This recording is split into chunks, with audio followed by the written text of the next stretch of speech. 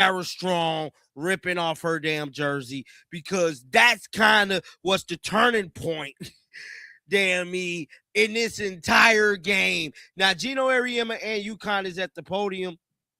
We gonna play that here in a hot second. But man, oh man, bro. So this Sarah Strong actually rips the jersey herself. Now, we could not tell whether or not it was completely shredded her jersey. She made the big... Completely shredded her jersey. So Connecticut's program has taken a hit to its reputation that extends well beyond women's basketball. The fallout from their Final Four exit has placed the entire Huskies operation under a harsh spotlight. The incident involving head coach Geno Auriemma at the conclusion of the loss to South Carolina has drawn widespread criticism, with many questioning whether his conduct belongs anywhere near the standard a program of that stature is supposed to uphold. Don Staley and the Gamecocks dismantled what many considered to be UConn's strongest squad in over a decade and a half. The game unraveled in dramatic fashion, and no single moment captured that collapse quite like Sarah Strong tearing her own jersey mid-game. So I made the video the other day about Raven Johnson. I told y'all Raven Johnson defense is like, bro, she held Caitlin Clark to 7 points one game, bro, during the national championship game. Now, here goes Geno Auriemma. Jersey is split right down the middle. I saw you speaking to the refs about it. What message did you try to convey? Right. There were 6 fouls called that quarter, all of them against us. And they've been beating the shit out of our guys down there the entire... Now, look at his face. He is mad. This is very distasteful. The rip ran straight down the center of the uniform and became something of a symbol for how the entire afternoon fell apart for Connecticut. Auriemma stepped to the podium, visibly furious. His complaint centered on officiating, specifically pointing to 6 consecutive fouls called against his team in a single quarter, while arguing his players were being physically overwhelmed in the paint without any calls going their way. He also took direct issue with the torn jersey, stating flatly that the officials claimed they did not witness it. This is very distasteful for Geno Auriemma to come on national TV, swear like that, knowing kids looking at this, knowing the nation is looking at this. You've been in the business long enough to keep your composure as a coach and as a person of the people, because the whole city of, the whole UConn or college is looking at you right now, bro. I can't even think right now, y'all. Game. I'm not making excuses because we have... His tone and language at that press appearance were widely considered inappropriate for a national stage, particularly given the size of the audience watching. What drew even more attention, however, was what took place the moment the final buzzer sounded. Footage from the end of the game captured Auriemma approaching Staley with what appeared to be a heated exchange rather than a standard post-game handshake. The confrontation escalated visibly, and the footage spread rapidly across social media. I'm not making excuses because we haven't been able to make a shot. But this is ridiculous. Their coach rants and raves on the sideline and calls the referee some names you don't want to hear. And now we get 6-0 with a ripped jersey, and they go, I didn't see it. Come on, man. This is for the national championship. Look at him. Look at him. But wait, there's more. So this right here happened at the conclusion of the game, y'all. So this was Geno Auriemma at the conclusion of the game. Saw Geno. Look, Don Staley with some words for... Staley addressed the situation at her own podium appearance with measured composure. She expressed that she holds herself to a standard of integrity and had no clear understanding of what she might have done to provoke the reaction. Her theory was that Auriemma may have believed she bypassed the traditional pre-game handshake, though she offered no certainty on that point. The contrast between the two coaches in those closing moments was stark. Saw Geno with some words for Dawn, and obviously it escalated from there. Finna fight, bruh. This is crazy. Geno Auriemma, Paige Becker and them put the beats on Don Staley and them last year. We all remember that. Don Staley, she could have said words. She could have done a lot of stuff. This is very unprofessional for Geno Auriemma, and this is a blemish. This is a big blemish on UConn. I am sorry. Now, this was Don Staley after the game. Connecticut, a program with an almost unmatched history in the sport, was represented in its final minutes of the tournament by an image of frustration and hostility. South Carolina, meanwhile, advanced with 2 players at the podium speaking calmly about the opportunity ahead. Both noted it was their first time reaching this stage and expressed a clear focus on making full use of it when Sunday arrived. The broader conversation now surrounds what this moment means for Auriemma's legacy. Now, this was Don Staley after the game, dog. Everybody's talking about this. Well, Coach, something happened there at the end of the game. What went wrong on the sideline right now? I have no idea. But I'm going to let you know this. I'm of integrity. So if I did something wrong to Geno, I had no idea what I did. I guess he thought I didn't shake his hand at the beginning of the game. Oh, wow, y'all. I went down there. We got the footage. We got to cut this. We got the footage. Hold on. So this is the footage. A program that built its identity on dominance and discipline found itself at the center of one of the more talked about sideline controversies in recent tournament memory. The game itself, the jersey, the post-game exchange, each piece added to a sequence that will be difficult to separate from how this UConn season is ultimately remembered. The situation surrounding Geno Auriemma following UConn's loss has generated significant attention, centering on a sideline outburst directed at officials that quickly spiraled into a post-game confrontation with South Carolina head coach Don Staley. During the game, Sarah Strong drove into the paint, and while contact was debatable at best, what followed was Strong herself ripping her own jersey after missing a shot in frustration. We got to cut this. We got the footage. Hold on. So this is the footage. Ooh, we could blow this up right here. We could blow this up. Y'all listen to this.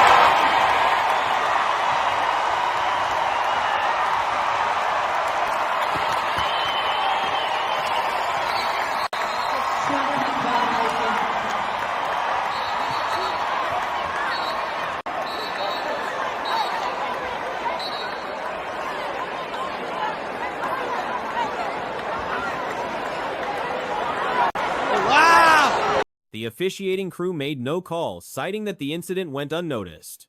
Strong later confirmed publicly that she missed the attempt and tore the jersey herself in the moment. The jersey quality may have played a role, but the foul call Auriemma was demanding simply was not there. The more talked about moment came after the final buzzer. Wow!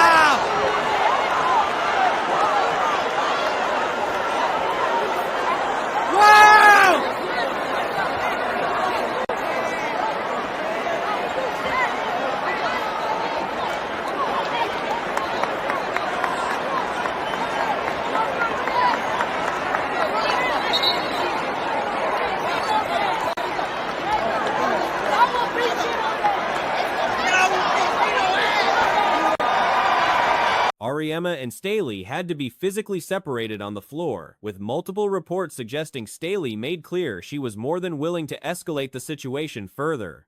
This was not an isolated incident for Auriemma. The pattern has appeared before, specifically in prior Final Four exits against Iowa, where a loss produced the same kind of visible unraveling. The irony is difficult to ignore for a coach who has publicly built his program's identity around composed body language, professional standards, and mental discipline. Skyhook missed and got angry and ripped her own jersey. Bad quality of jerseys. Then after the game, this happens.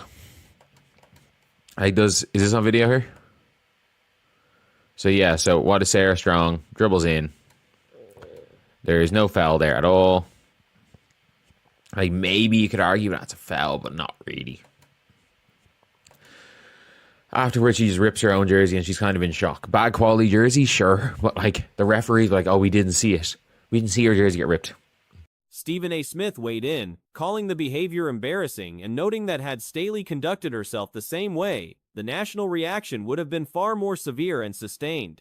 That double standard framing has been a recurring thread in the broader conversation. Raven Johnson was credited with neutralizing UConn's offensive rhythm for large stretches of the game. We didn't see it. We didn't see her jersey get ripped. Well, yeah, because she ripped her own jersey. And then after the game, Geno and Don Staley, they're getting into it. They are getting into it. They have to be separated. Well, Geno has to be separated. I'm pretty sure there's footage of Don Staley saying that she would beat the crap out of Geno, and I think she would. I genuinely. Paige Buchers was limited by foul trouble. Azzy Fudd struggled significantly. Sarah Strong had a poor night by her standards. South Carolina simply played with greater aggression and wanted the win more visibly. I think she would. I think she would. I genuinely think she would. Like, Geno Auriemma is, like, he is just, like, I think the last 2 times he's lost in the Final Four, he did the same crap to South Carolina, or to Iowa. He did the same crap. Like, he lost his mind because Sarah Strong ripped her own jersey. Like, it is literally just a throwing toys out of the pram. And this is a guy who, oh, body language this, body language that. Yeah, it's great. It's easy to say buzzwords when you don't even have to coach. A secondary detail circulating involves Staley allegedly greeting every UConn staff member before tip-off except Auriemma. That piece of information has been treated by some as meaningful context, but realistically it carries no weight against the backdrop of what happened on the floor. UConn lost.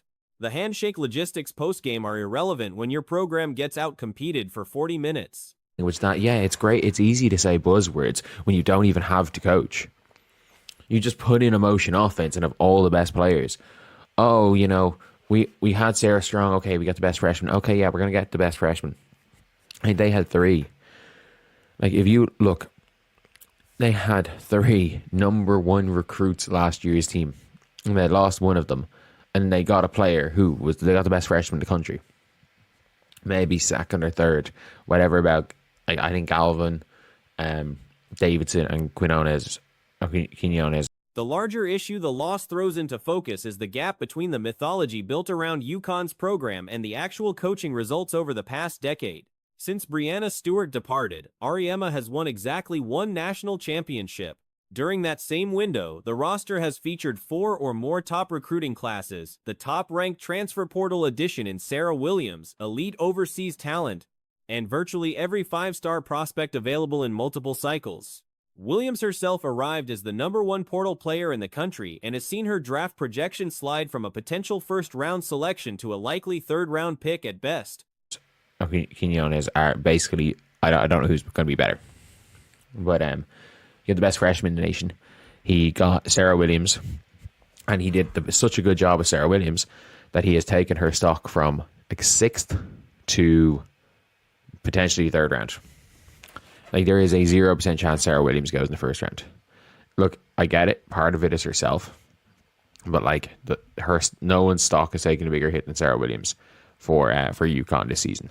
That kind of development outcome does not happen at a program operating at the highest possible coaching standard. The UConn brand carries enormous institutional weight in women's basketball. Players are told from arrival that they operate at a different level simply by virtue of being there. Williams for UConn this season. That being said, we're looking at a unbelievable crash out. Like, he's there going and saying, being like, even Sarah Strong came out and said, I missed a shot and I ripped it by accident. I don't have the clip here, but also maybe, you know, Azare might go to Fever. But even Stephen A. Smith, that was some BS from Geno Auriemma. Never ever thought I'd see the day. That culture, reinforced by years of dominance, has created something closer to a prestige bubble than an actual coaching standard. Other programs, South Carolina, LSU, UCLA, Texas, even smaller programs building upward are demonstrating consistently that the talent gap UConn holds on paper does not automatically produce championships. Comparable rosters elsewhere have been developed more effectively, not just loaded and deployed. Stephen A. Smith, that was some BS from Geno Auriemma. Never ever thought I'd see the day when the greatest women's basketball coach in history would go down so classy, horrible look. I should be called out for he got outcoached plain and simple and gets in her face like she did something wrong to him. Instead of being gracious, had Dawn Staley act like that, we'd be all over her. And look, at the end of the day, Dawn Staley can do whatever the hell she wants to certain South Carolina fans, but I don't think Dawn Staley would do what Geno did. Like, look, Dawn Staley is feisty. Like, if she was wrong, if she felt she was wrong, she would. Auriemma is not a poor coach. That much is fair to acknowledge.